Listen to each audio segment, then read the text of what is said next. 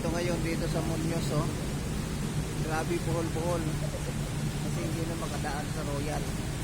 Ang baha. Stranded mga sasakyan. Grabe. Yan, kabilaan yan. Wala nang makadaan na tao dyan at saka mga bus. Lahat ng sasakyan. Buhol-buhol sila ngayon. Yan. Dito po yan sa Muñoz. Sabi ang baha sa Royal papuntang Balintawak, hindi na sila makadaan, kaya stranded sila lahat. Yan po